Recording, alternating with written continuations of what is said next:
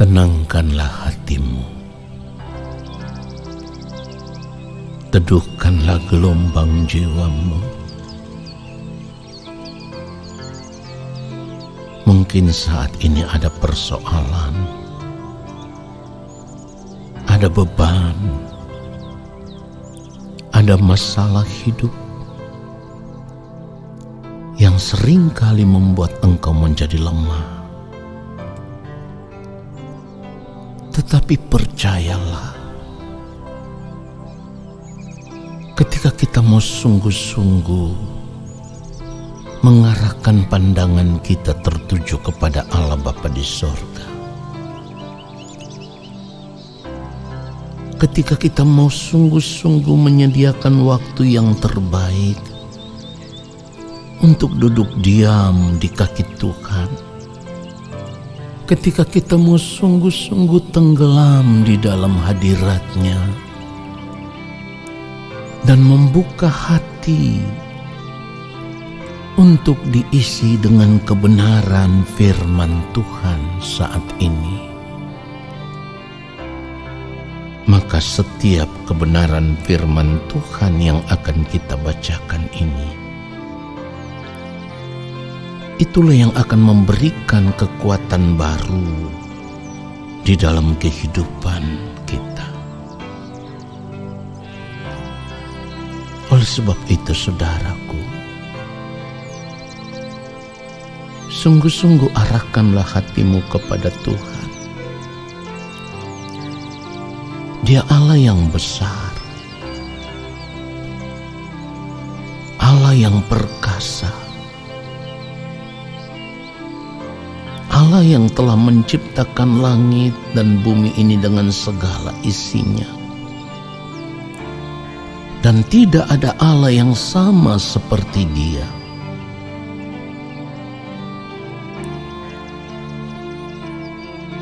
Dia adalah Bapa yang baik, Bapa yang setia, sebab Dia Allah yang tidak pernah meninggalkan anak-anak-Nya. Apapun keadaan kita saat ini, Dia tahu, Dia mengerti, Dia melihat sampai di kedalaman hati kita. Dialah Allah pemelihara jiwa kita.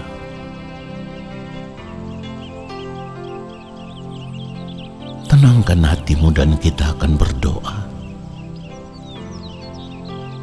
Bapa, kami sungguh memerlukan firman-Mu. Karena firman-Mu itulah kekuatan bagi kehidupan kami.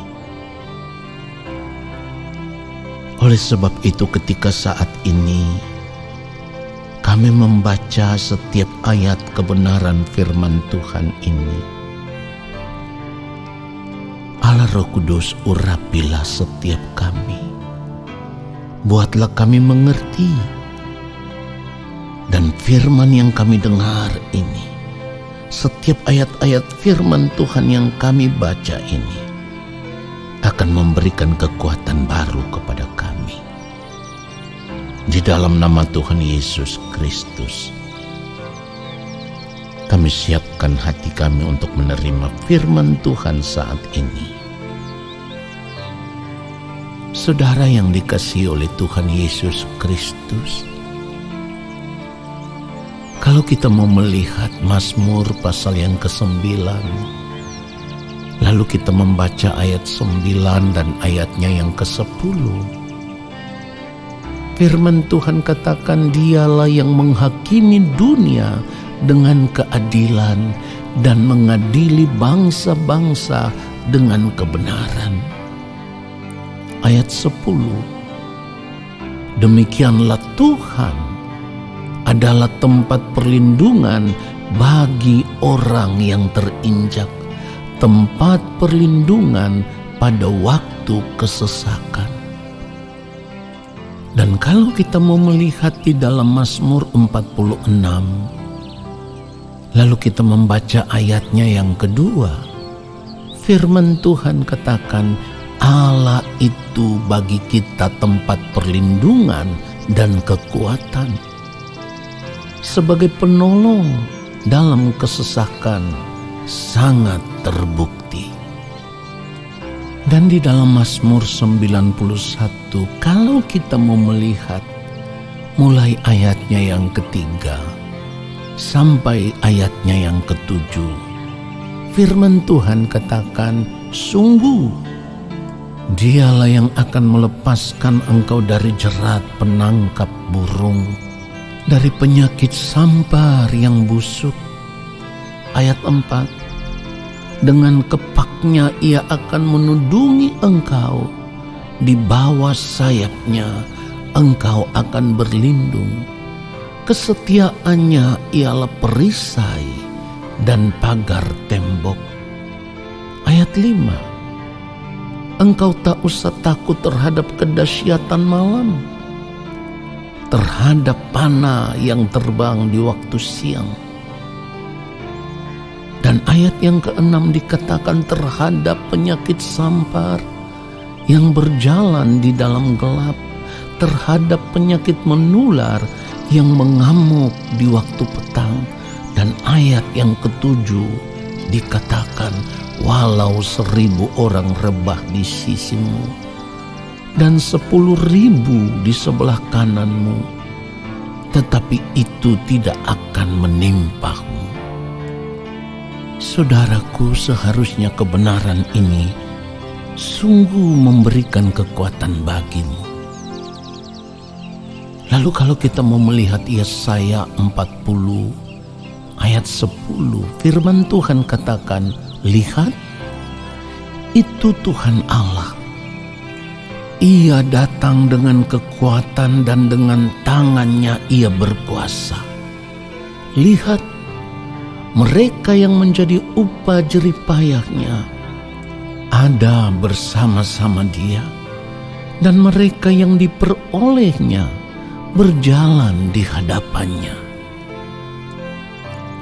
Dan di dalam Yeremia 29, lalu kita membaca ayat yang ke-11, firman Tuhan katakan, sebab aku ini mengetahui rancangan-rancangan apa yang ada padaku mengenai kamu. Demikianlah firman Tuhan, yaitu rancangan damai sejahtera dan bukan rancangan kecelakaan. Kita ulang sekali lagi, yaitu rancangan damai sejahtera dan bukan rancangan kecelakaan, untuk memberikan kepadamu hari depan yang penuh harapan.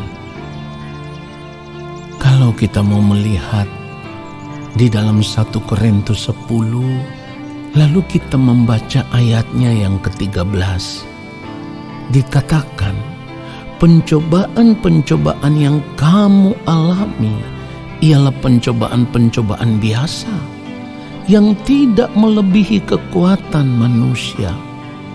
Sebab Allah setia, dan karena itu Ia tidak akan membiarkan kamu dicobai melampaui kekuatanmu.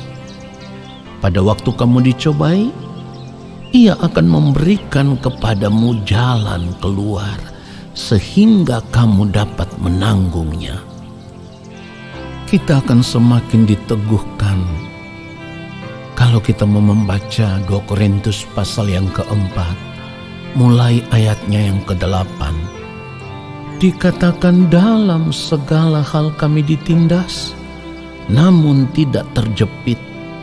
Kami habis akal, namun tidak putus asa. Ayat 9 dikatakan, kami dianiaya, namun tidak ditinggalkan sendirian. Kami dihempaskan, namun tidak binasa. Lalu di dalam ayat yang ke-10 dikatakan, kami senantiasa membawa kematian Yesus di dalam tubuh kami, supaya kehidupan Yesus juga menjadi nyata di dalam tubuh kami. Lalu kalau kita mau melihat Filipi pasal yang ke-4 ayat 13, Firman Tuhan katakan, segala perkara dapat kutanggung di dalam Dia yang memberi kekuatan kepadaku. Saudaraku, ini artinya ketika kita terus mengarahkan pandangan kita kepada Tuhan, melekat dengan Tuhan, maka kita akan selalu mendapatkan kekuatan yang baru. Karena Allah setia dan tidak pernah meninggalkan kita. Mari kita berdoa. Allah Bapa yang Maha Kudus, terima kasih untuk setiap ayat firman Tuhan yang sudah kami baca. Dan setiap kebenaran firman-Mu itulah yang memberikan kekuatan baru kepada kami. Kami percaya ketika kami mau terus mengarahkan pandangan kami tertuju kepadamu ya Allah, kami tahu Engkau akan menopang kami. Engkau akan selalu memberikan kekuatan baru kepada kami. Ya Bapa, hamba menyerahkan anak-anak-Mu ke dalam tangan-Mu. Ketika mereka ada di dalam keadaan lemah,